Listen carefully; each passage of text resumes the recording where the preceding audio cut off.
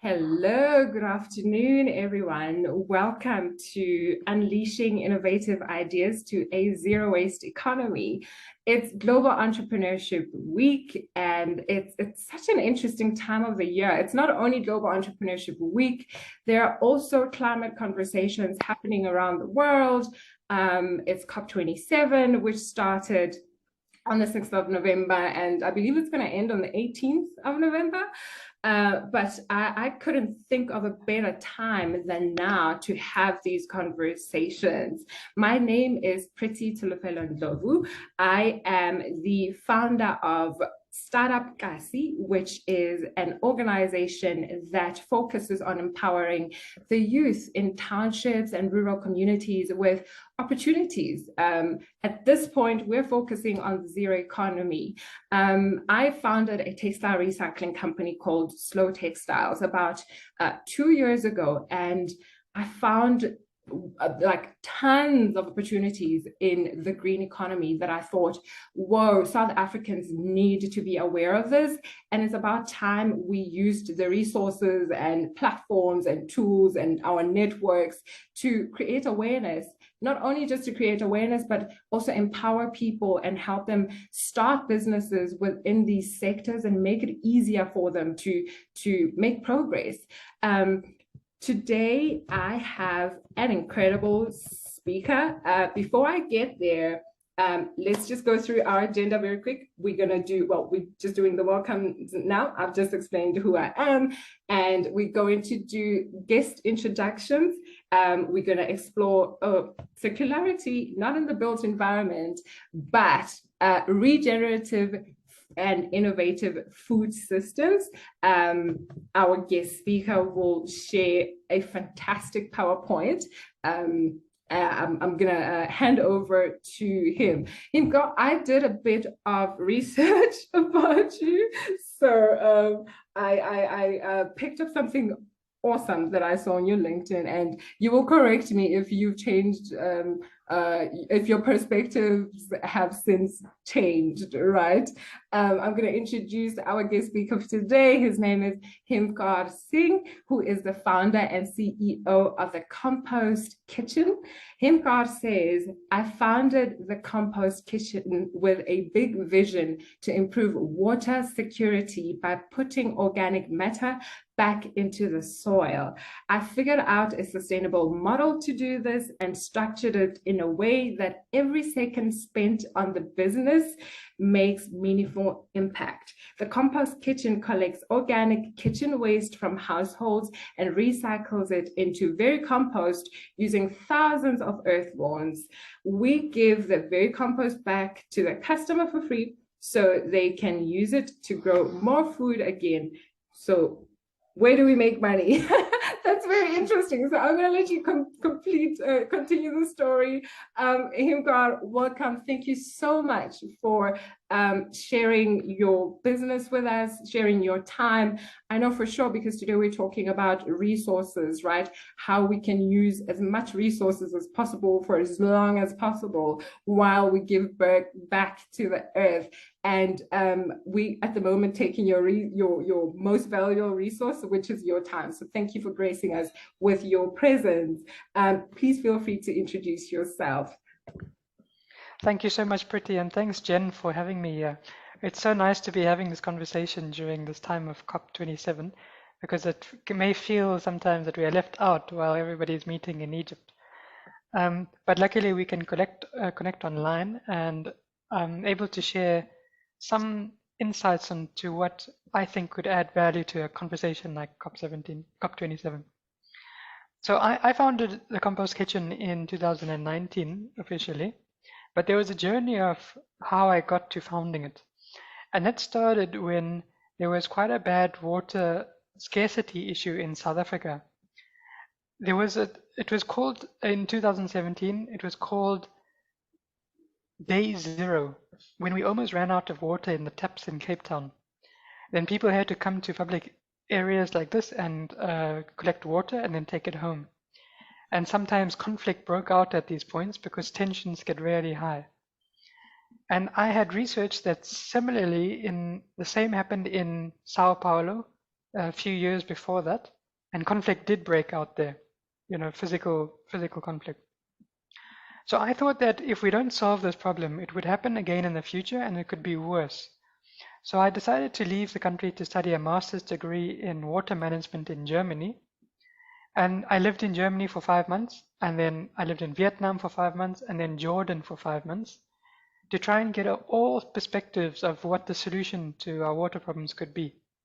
There's me in the red there in Germany, and there's me with the hat there, and then again with the hat in Jordan. And by immersing myself in all these different perspectives, I found that the most important component of the water cycle is the soil. The soil is the first point of contact of a raindrop when it hits the earth. That means that everything that happens downstream is determined by what happens at the soil. But 60% of soil in South Africa is lacking organic matter, and the organic matter is what makes the soil act like a sponge. So what's happening now is the soil is like a brick. When the water comes, it just runs off. It doesn't go into the soil, it just runs off and enters the rivers, and then gets lost very quickly. But the organic matter makes the soil act like a sponge, so it holds onto the water and then allows it to infiltrate into the groundwater system. So that is broken right now. We're lacking the organic matter in the soil. And so I realized we need to put it back in the soil, and we set a pathway of how we're going to do that. So we know we have to do this step here, increasing soil organic matter content. And to do that, we think we need to transition South Africa to an organic farming state. Because it turns out that in organic farming, you have to have rich soil. You can't do organic farming without rich soil. But in order to get to that stage, that's very hard to transition all farms to organic. We need to start at the home, because the home is where people go after work or when they go to sleep. So the biggest change you can get in life is through impacting on the home. And we want to increase home composting because that's where you need to start. You need to figure out how do the systems of soil work, and that's all about composting. So we started the business model, which Priti mentioned on my description, where we collect food waste from households. We take it through a composting process, which includes earthworms. The earthworms eat it and produce something called vermicompost, and then we give the vermicompost back to customers at the end of the month so that they can use in their vegetable gardens. That service, we charge 200 Rand per month, which is about 11 euros per month, and that's how we make money. But you'll see that there's a lot more to it than just that, and that's important for any business model that's trying to do something similar. So it typically works like this. Customers get a bin, a small bin, it's 35 liters. The bin has aeration holes drilled into it, which prevent odor from developing inside the bin, which is the main concern of customers. And they put this bin out on collection day, as you would a normal waste bin, so it's very familiar to customers. They only need to know which day to put it out on. And then we collect all types of food waste, including cooked food, meat, tea bags, coffee grounds, citrus, anything that would have come out of your kitchen, we can collect it and compost it. And then we take it through a composting process, which includes using these worms called Icenia fetida. The common name is red worm. They eat the food waste and then they produce a really rich compost. You see these dark particles here on my fingers. That's their feces, their poo, and it is really rich in a bacteria that only exists in the gut of that earthworm. So together with the organic matter, the dark matter, and the bacteria, it stimulates the life in the soil, and that's what builds what we call soil structure. So what we're trying to do is build soil health. We're not trying to fertilize soil. There's quite a big difference. And we typically have amazing customers who make this work. So for example, this was a customer who during lockdown, we weren't allowed to enter her estate to do collections, but she drove up to the gate with her waste to make sure it got composted. She gave it to us, and then we composted it. And this is typically what we're finding. You know, we're having conversations now in COP27 about what we need to do to fix the sustainability issue. And a lot of it is around education. But we're finding that that's already been done for the past 20 years. And now there are already so many people who want to do something already, but they just lack a solution on which to act on. So when people hear about our service, they sign up immediately because they've been looking for something like this. But there's other customers need other solutions that meet their needs. So what we need to be doing is forming more businesses that create solutions for customers. That's the way we're going to make real change towards sustainability. We can't do it by just talking and thinking that we need to educate our way out of the problem. We just need solutions right now. And our solution is a business model. Others have done non-profit models, but we found that non-profit models tend to be localized, especially composting. I never found any compost model that was non-profit that left its neighborhood or city. Whereas business models are scalable. I found some that went international even. So I knew we needed to do a business model. And so I started that collection system where customers pay 200 Rand a month, but also realized that we need to do value add in a model like this because customers actually have other problems in their lives that we can solve. So like this is a vegetable garden design service that we do to help customers build a vegetable garden in their house so that they can use that compost in and then grow their own veg. And then this is a compost that we sell on the side to existing customers and other customers that aren't part of our service. This is very important because I saw that other recycling companies tend to rely only on the recycling fee, but that's a very difficult model because the cost of fuel is increasing at a rate that you can't increase the fee at. And that tends to make it unprofitable. And then I've seen very big models where they were, in fact, they didn't charge at all. They eventually closed down. And that was very sad because they were big at some stage. So, a business model is very important to think about when you're doing some kind of initiative like this. Because we were the first in South Africa to do this kind of model, we had to innovate in every aspect of it. So the collection at the start was we had houses that were sparsely located.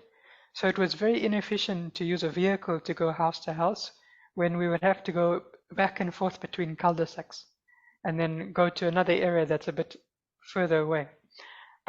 So we built this e-bike. It's got an electric motor and pedals on it, and it's got a wooden trailer that we built from recycled wood and recycled wheels. And then we went house to house and used this for collection, which was much more efficient than a vehicle because we could take small pathways and shortcuts. But now we've outgrown the bike and we use a vehicle, but only because the customers are now close together. But we still use this bike on the road, just on this road, because there's still enough customers, or not too many customers, to fill this bucket. And it's really fun. It's fun to ride, and people show a lot of attention to it. This composting concept it's fairly new in South Africa, whereas it's fairly common in India or other countries that just seem to have got a stronger rural agricultural background. So we go around and we do worm talks for schools and preschools, and we teach them how the earthworms turn the food waste into compost, and the kids tend to get it very quickly. It's intuitive that a banana peel belongs in the soil, not the bin, but we only lack the knowledge of how to get it into the soil. So once I explain how it works, they sometimes ask to take earthworms home, and then they start their own composting system. And I think we need more of this. We just need people to know more about how to do the technology. Because I'm so adamant that we need more businesses, I'd like to take you through some of the business aspects of this initiative so that you can understand how to start it and how it works. And the first one was about how the people are involved. Because when I started, I was concerned that I would have to hire so many people full time to do all the different jobs. But I found that not everyone wants a full time job. Some people want project based jobs. And that allows them flexibility and the ability to choose different clients and do different projects. So we have these service providers who do that. But then we also do have 4 or 5 full-time staff. It's actually 5 now because one of our students has become a full-time worker. And we also have volunteers and part-time students at work. We have 4 part-time drivers who do the collections of the waste, and they get paid per collection that they do. And now, now they're actually earning quite a lot of income from us, but they still have the rest of the week free. They only need to work 1 day a week, which works out great for them and us. This is a record of our signups since we started. You'll see we started officially in 2019 in May. We didn't have any funding to start the business. We just went straight to finding customers.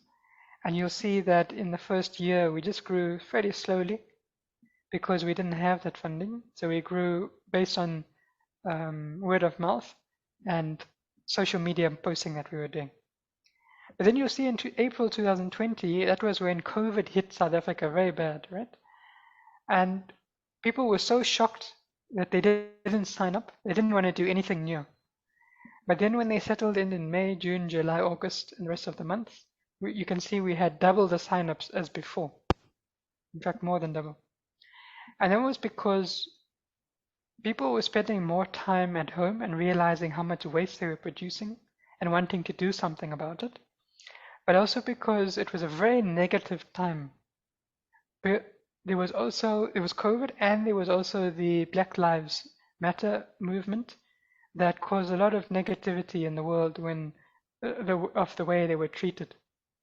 So we are a very positive business. We have a lot of positive aspects of it, both the energy and the impact we do. And so it attracted people during a negative time. So we grew quite well in that year. Then in January, you'll see we grew by quite a lot, and that's because we won an award from the United Nations. And from that, we got a lot of media exposure, and then we grew a lot after that.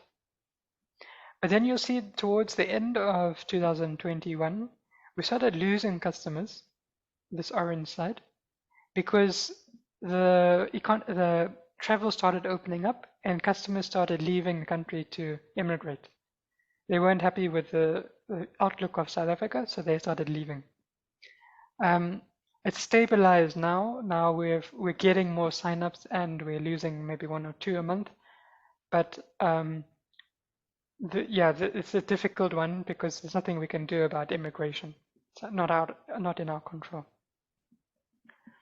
And then this is a record of our revenue. You'll see that in year 1, we only did 58,000 Rand because we didn't have any funding to grow it faster.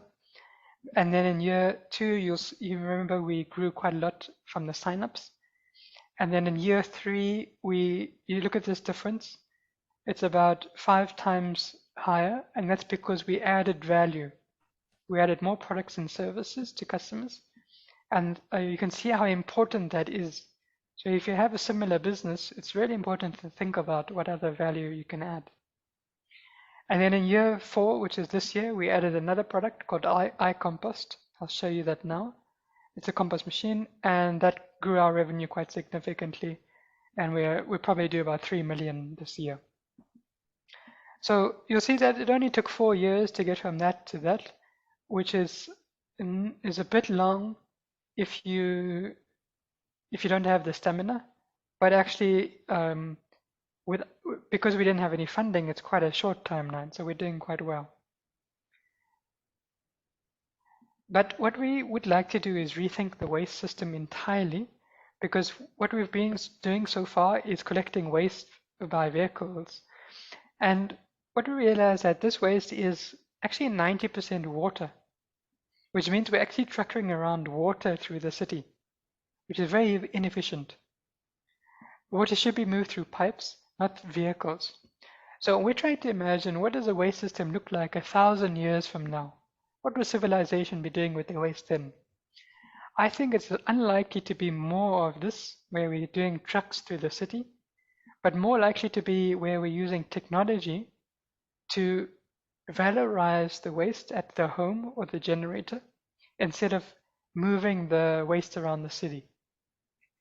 So this is a compost machine that we have called iCompost, and you put your food waste in the bucket and then you just close it and press on, and then in 5 hours it turns it into a compost that you can use in your garden. But this is about thinking about, what do people actually want?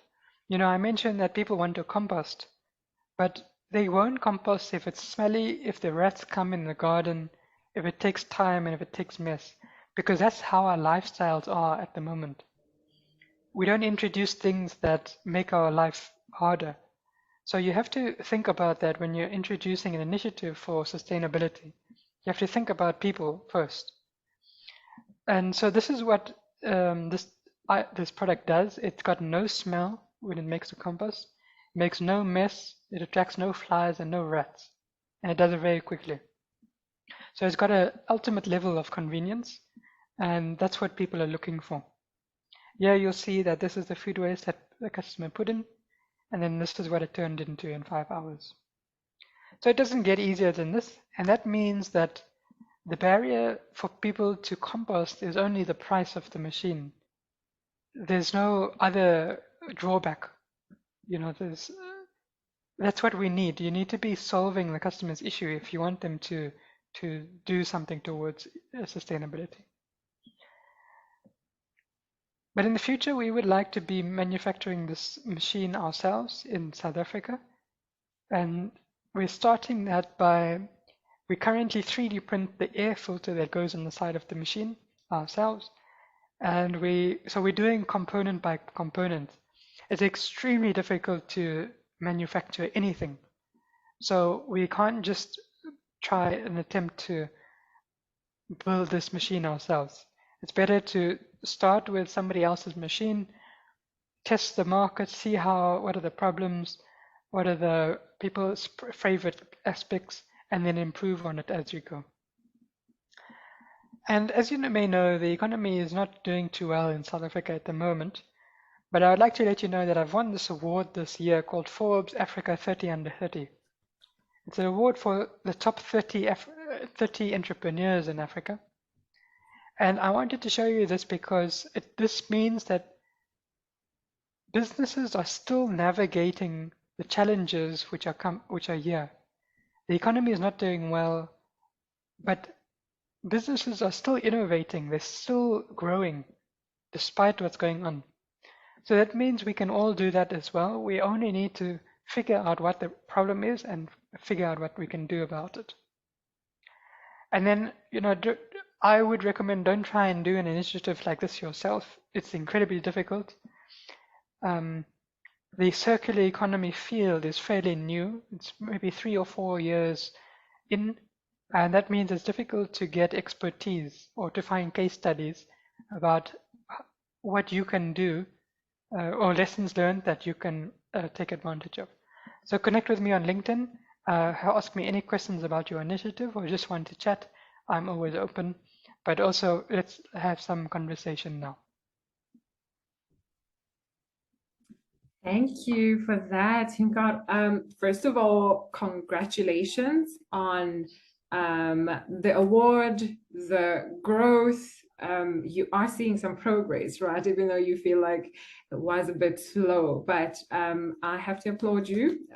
You are a huge inspiration. Solely because you just started out you started out from scratch and you went out there, you found your customers. Now, my question to you would be, are you looking to scale, so like expand what you're currently doing in the form of perhaps another office somewhere? or are you just focused on, yeah, what are your prospects from here? Are you looking to scale?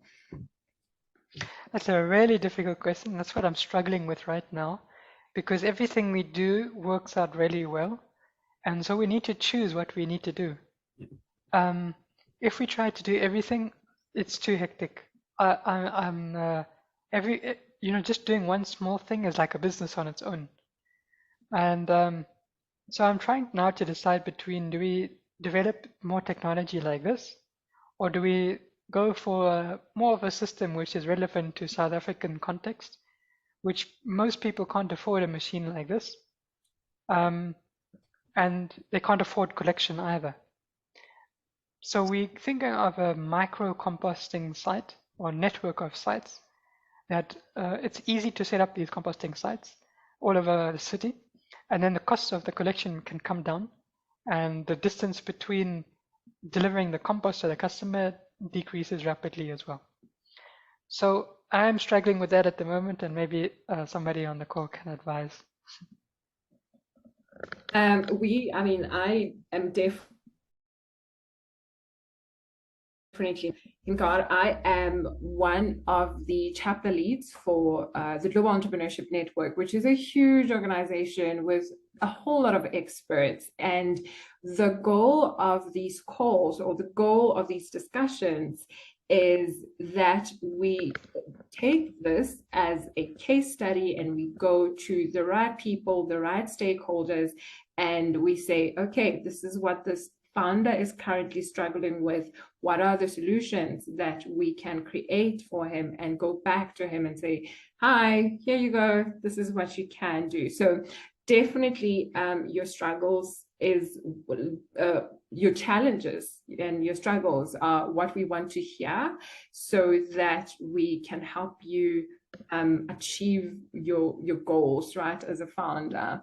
And I'm going to just open for a question if anybody in the audience has a question, and from there I'll move on to the next question that I have. So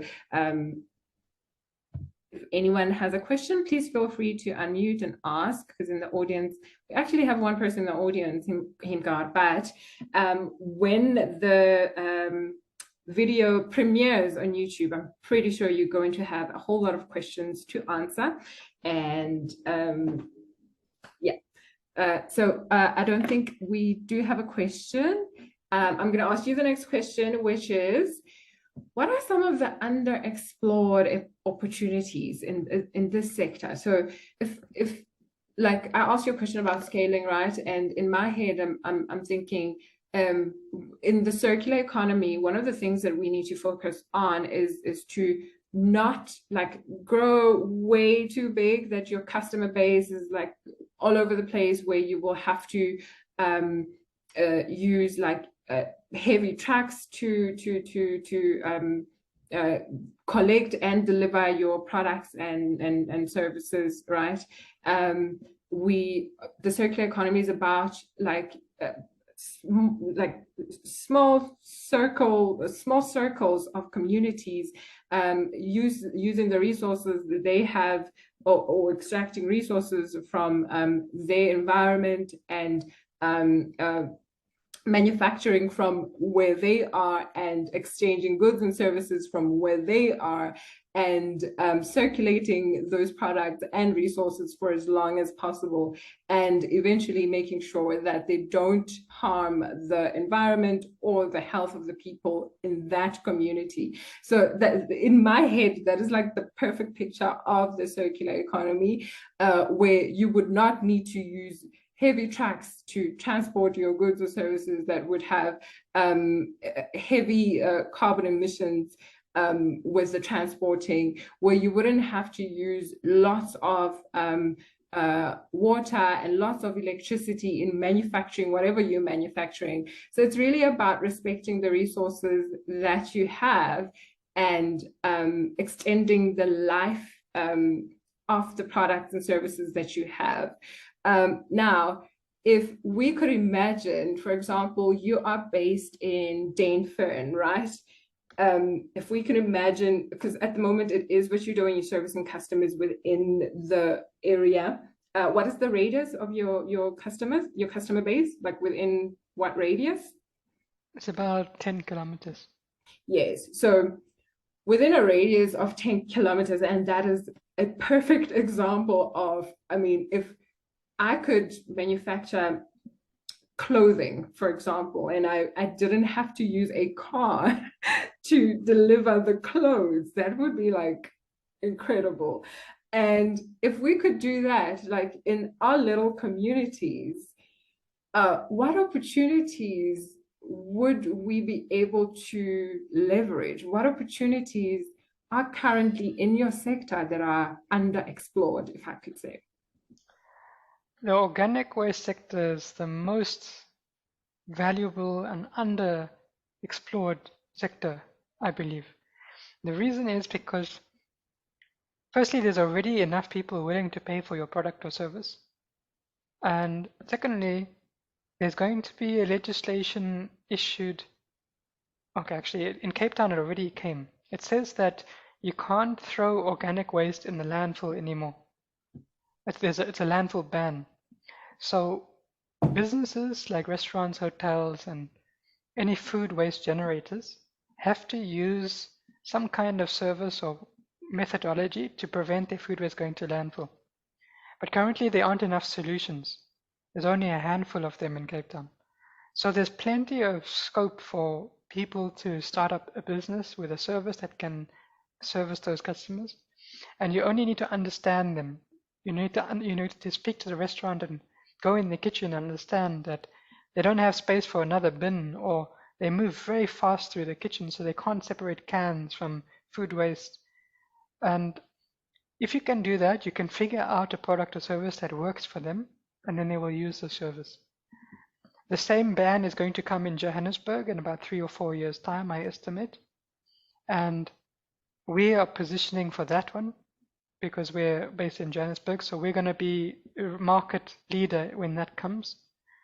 And we're starting with, it's something easier where customers are willing to pay, the households, and we can sign them up immediately, and then we grow slowly until we get to that stage. If we just try and service the whole city's organic waste, we'll fail because there's so many lessons that you need to learn on the way, and you make them by mistakes. So if you go too big, you make big mistakes, and then it's difficult to recover from them. And then, in the circular economy theory, I don't think we need to try and be perfect. I think we need to try and improve on certain principles. For example, the collection of waste that we do is actually carbon neutral because although it emits emissions from the vehicle, by avoiding the food waste go to landfill, it avoids methane being released from the landfill. In that particular case, that's the case, but if you were to do plastic recycling, for example, it's not carbon neutral, or maybe it is, I haven't done a calculation yet.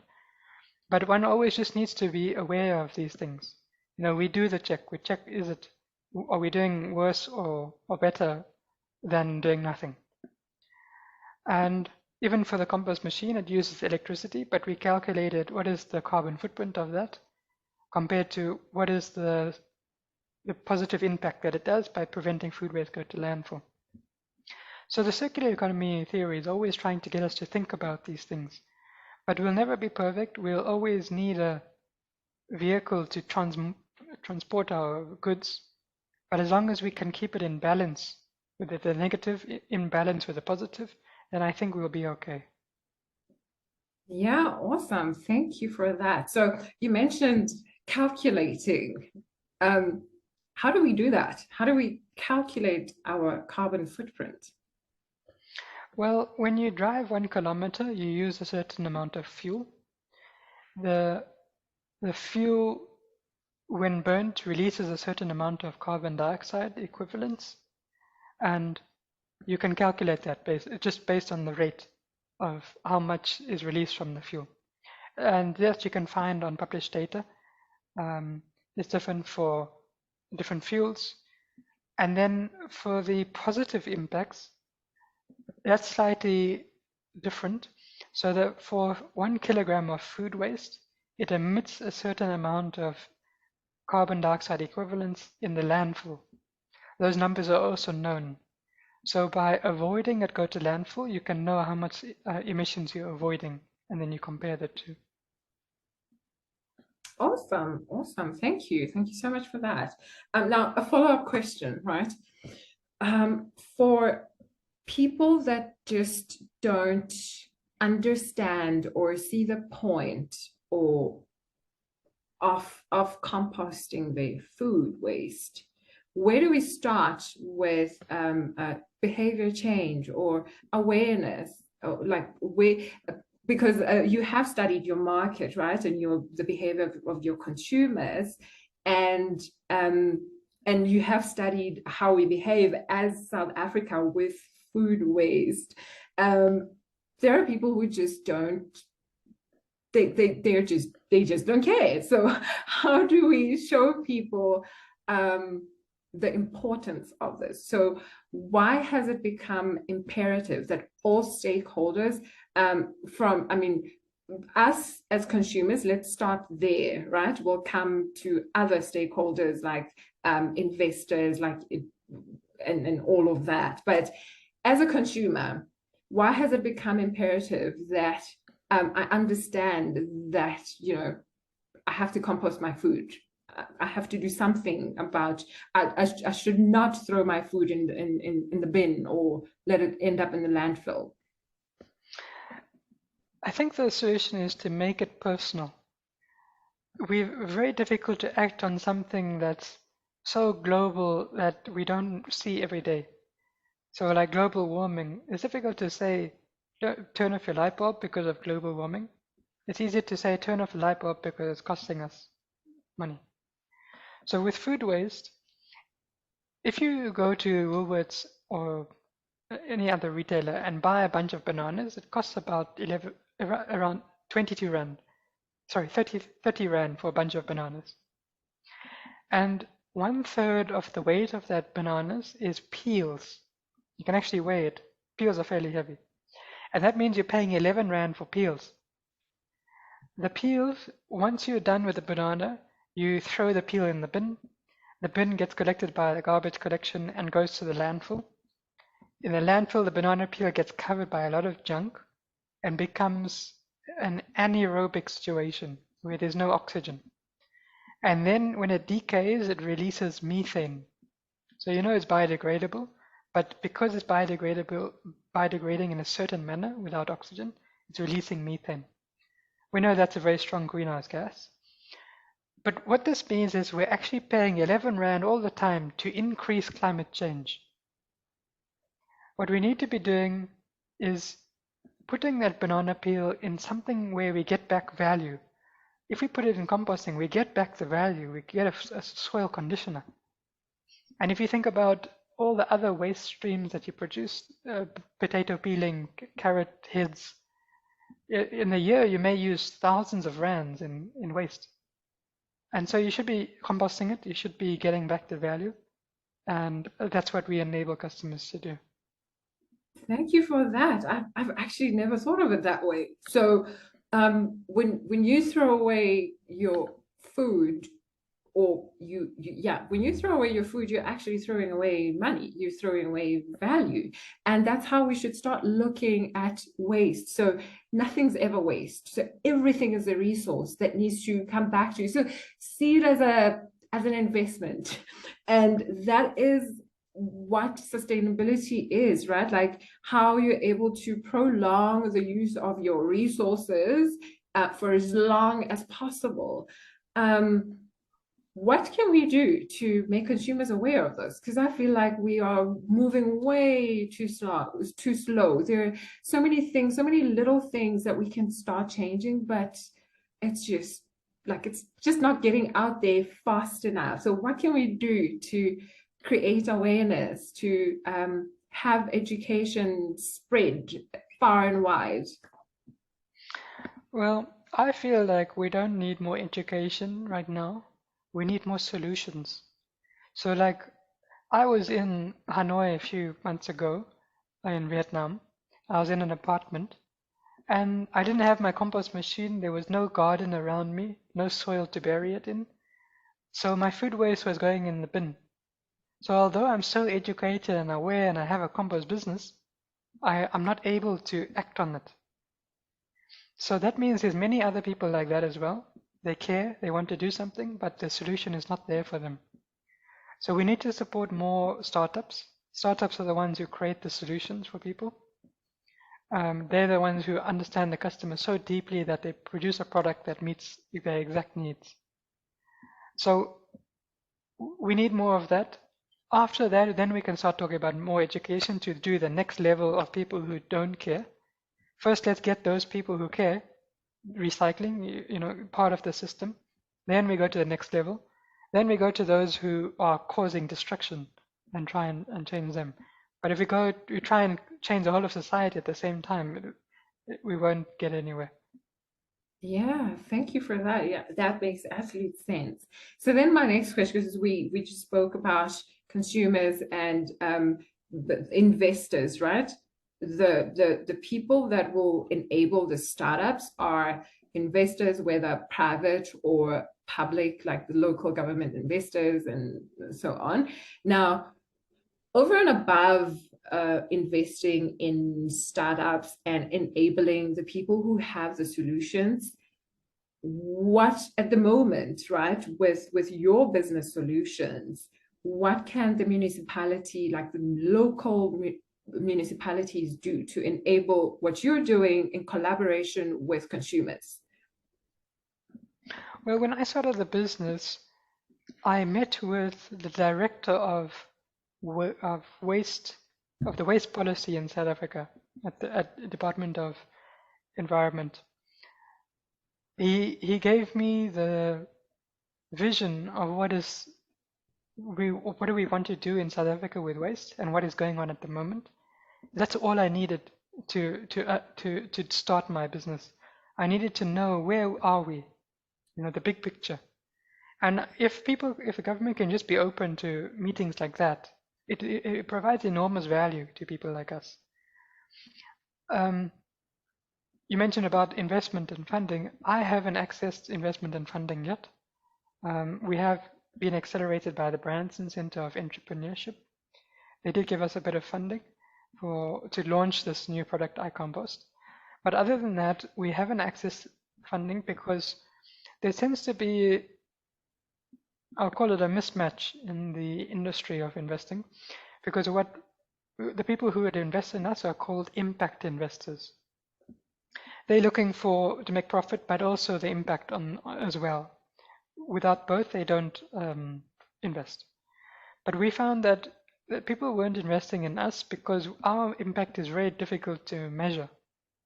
It's difficult to measure if customers are putting the compost in their garden and how much water that is saving, or how much are they using the compost machine. So we were scored low just because they can't measure our impact. But we're making impact, who else is making more impact? So we actually realized we shouldn't be going to impact investors. We should be going to a normal investor because our financials are quite strong. We're showing a good business model, and that's what they care about. So we already just care about impact ourselves. We don't need anyone to make us accountable to that. The business we do it because of water. If there was no water problem, we wouldn't be doing this. And it means we don't do everything else related to food waste. Like you could do biogas, you could do black soldier fly, but we choose soil because that's what is all our business all about. So we can just go to a normal investor who is looking for a return on the investment and get investment from them.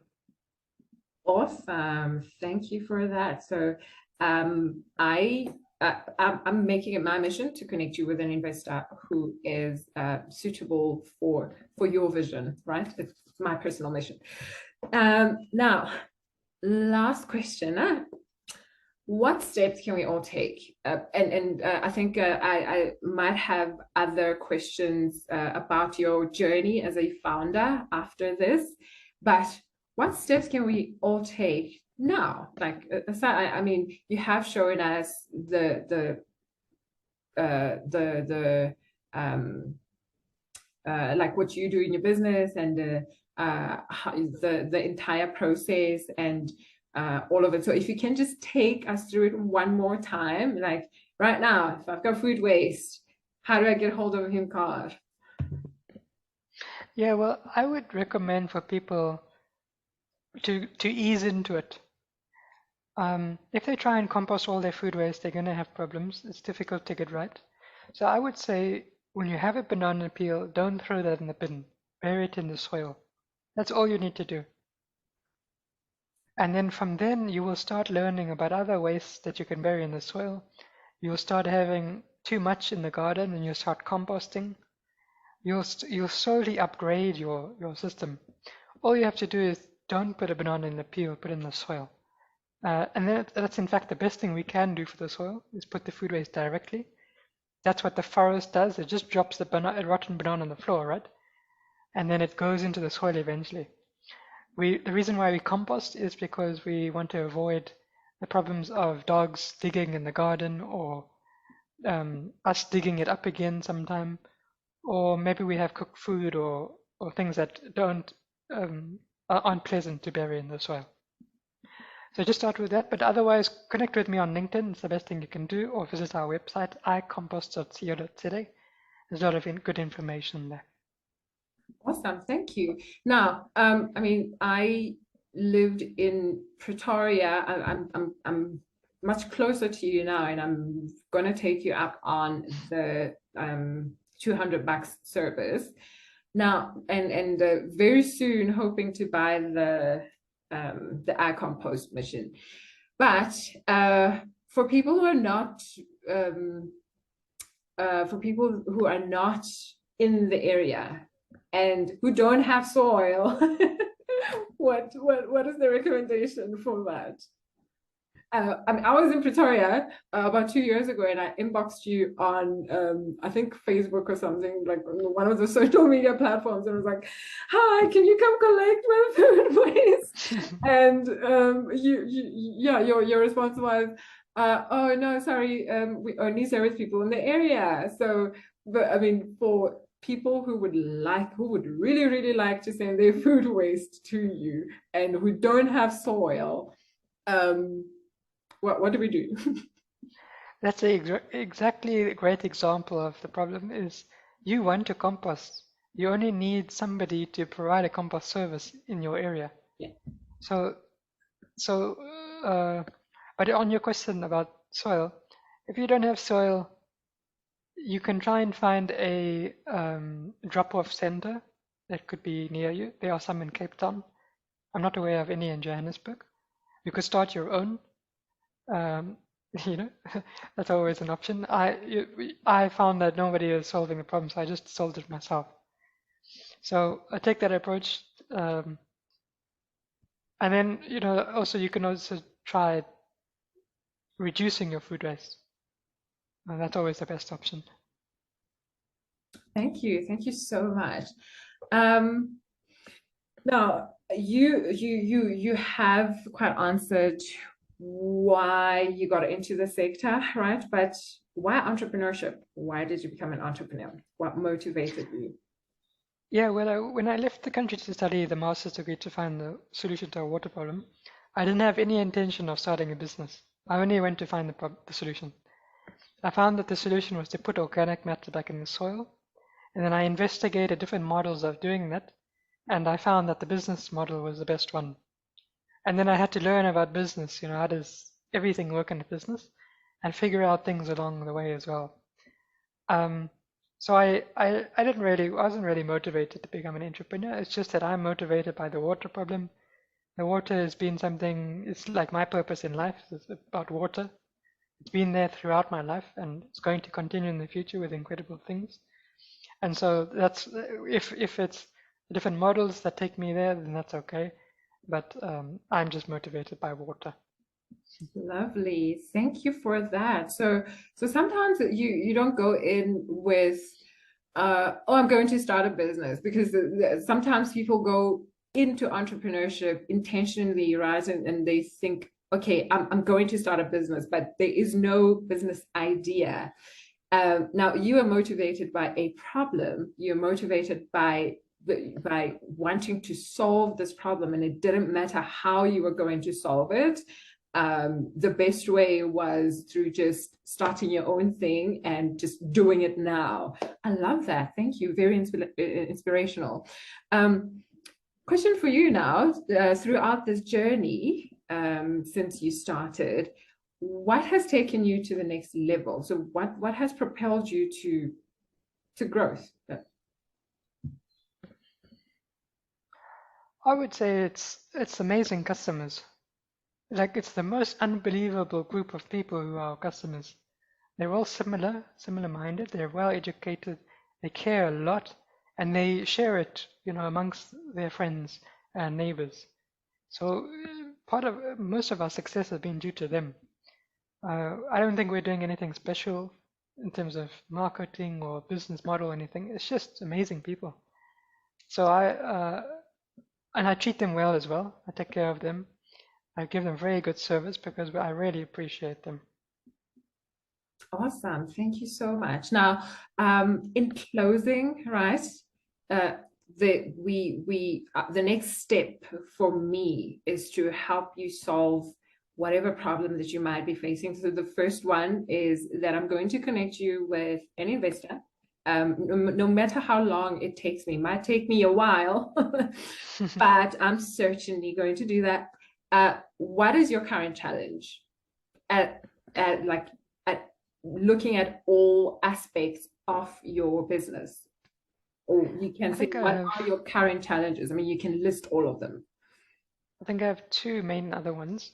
One is a technical one that we're the 3D printer to print the air filter for the machine is really unreliable. It's not producing the component we want at the quality we want. I'm working every day, all day, to try to solve that. And the second one is an admin issue. I'm drowning in admin because now the business is fairly large, and there's many things that don't produce revenue that I have to do, which I don't like doing. Some are accounting, some are tax, some are changing customer details. That's the main thing. If I could just have more time, I could solve all my other issues. Got it. Got you. So do you see yourself staying in the business for as long as possible, or is it too early to tell? At some point, we will exit the company because I don't have any business training, right? I'm only an engineer and water manager. And so if we want to, example, take this company national or international, we require completely different skill set and experience. So it's actually better in some cases to hand over the baton to somebody else who knows that stuff, another company who's been doing that for years, and they can just take the model and the customers and the brand and grow it much faster than we can. So and that is what I think entrepreneurs should be thinking about as well. Nowadays, it's rare to find somebody who will start a business for 50 years and then die and then hand it over. It's okay to exit. That's also because we are humans as well, and we have different interests. Like, my interest is starting things, not running things. I love to create new things. But then when it gets to the maintenance stage, I'm a bit bored and I don't like the admin. So if I were to continue with that, I would actually be doing the world a disservice. I'd rather hand it over to somebody who enjoys that. Wow. You know what? I think you and me have one thing in common. I love starting new things. Like, I am obsessed with starting new things. Except you were very confident about it. I feel bad about it. So you just made me feel okay with the fact that I just want to start. Like, I want to start. I have a vision, I have an idea, and I want to bring it to life.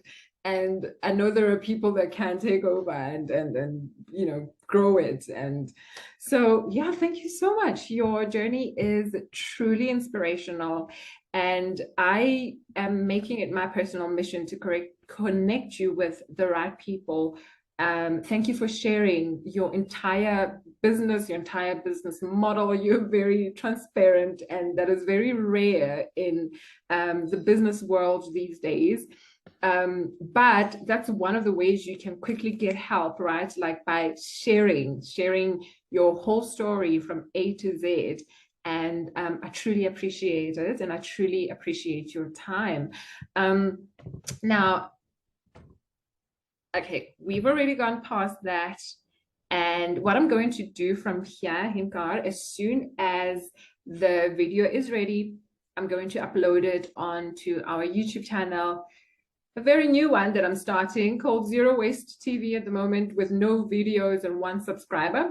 But my my aim is to showcase solution-oriented people such as yourself, and so that we can amplify the work that you all do, so that it can just spread and grow, and so we can achieve sustainability in South Africa. I mean, if we look at the unemployment stats and all these different things that we are so devastated about, there are solutions to those problems, and most of the solutions we're just sitting on top, we're just sitting on those solutions.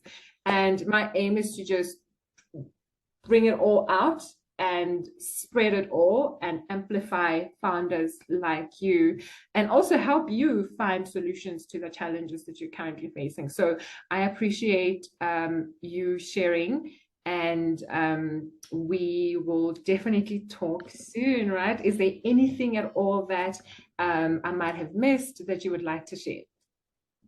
No, thank you so much for inviting me to be a part of Zero Waste TV. All the best with the rest of Global Entrepreneurship Week. I'll be following and checking out what else is happening. And connect with me on LinkedIn afterwards if you would like to chat further. Awesome. Will do. Thank you so much. Thank you very much. Thanks. Have a good day. You too. Thank you very much. Enjoy the rest of your day. Bye.